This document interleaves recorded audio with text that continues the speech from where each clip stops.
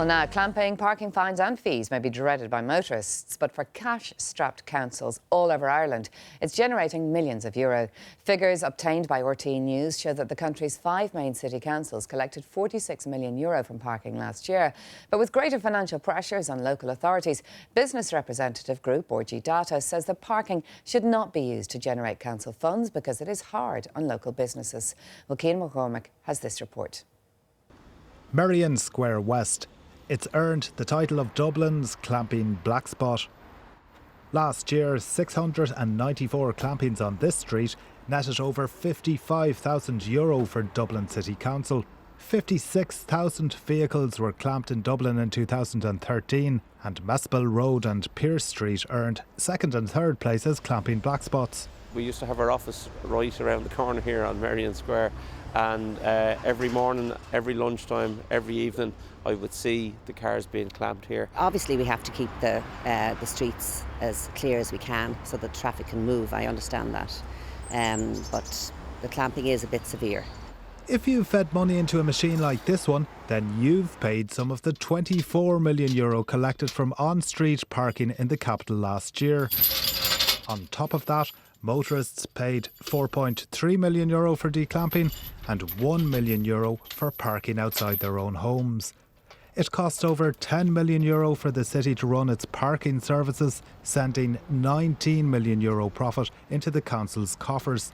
But the council says parking management isn't just about making money. The parking enforcement that we have in the city is to ensure that there's availability of parking space for people who come into the city. Illegal parking would cause havoc in a busy urban city centre. €45.8 million was collected by Dublin, Cork, Galway, Limerick and Waterford city councils last year. But when other towns are taken into account, it's estimated local authorities all over the country pull in €115 million from parking every year. That's raising concerns with businesses. The footfall in the towns and the cities is falling because of overzealous car parking regimes, and it's a downward spiral. They won't have the businesses to pay the rates, and they may be making lots of money from car parking, but they're pushing customers away from the town centres and the city centre. So with motorists willing to pay out money to avoid fines, local authorities can expect a steady flow of revenue. Cian McCormack, RT News.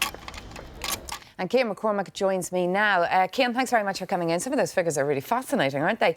You do have some estimates of the overall money that is taken by the country in terms of parking fines and fees. Well, the Irish Parking Association came out with figures maybe over the past 2 years that 360 million is the total take when you bring in private companies and local authorities. That's the amount of money that we're paying for parking. €115 million would be an estimate to how much local authorities, town councils, city councils, county councils would take in over a 12-month period in any given year. They're estimated figures. Right, and then the city councils are taking about 46 million, is that correct? Yeah, I looked at 5 main city councils in Ireland. We'll start with Dublin. It took in about €30 million.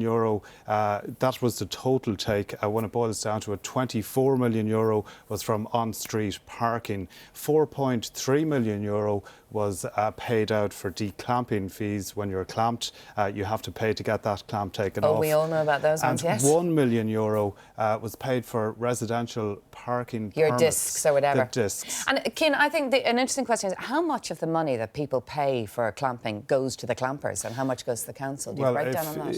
If you look at Dublin City Council and their figures, the total intake was €29.5 million. €6.1 million was paid to Dublin Street Parking Services. Right, and that's a private company, yeah?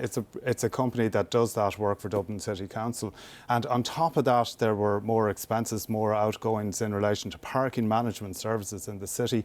It amounted maybe to about €4 million. So what remained was €19 million, and that went back in to the council's coffers. In Cork, they brought in maybe about €9 million in all of the money that they were taking in, and about half of that went back in to the council's Right, so Cork budget. are taking about a half, and Dublin, it would seem, are taking about 2/3 really. It just depends on the out. size of the service itself. And it's interesting listening to Tara Buckley there from RGDATA. I mean, you know, Does she have a point, do you think, from your research? You know, are retailers losing out because of clamping? I would think it's keeping the city clear. I think I travel Ireland a lot for different series for RTE, doing series about different towns and different issues facing people and businesses and community in towns. One thing that you'll always come across as an issue is parking. RGDATA, they would represent a constituency of businesses, and they would argue that, look, it's great having parking management because we don't want people clogging up the streets, we want people to come into our shops. But on the flip side of that, they want a kind of level playing field where there'll be similar regimes in different towns and different cities. Yeah, there are variations with grace periods, for example, because what they see happening, essentially, is that there are out-of-town developments which emerged during planning, during the boom times, and the businesses, maybe the traditional businesses in the centres of towns, are maybe suffering because there's free parking in these out-of-town developments. Right, so they wanted it to be fair. Well, listen, Cian, thanks a million for that. Really interesting figures there.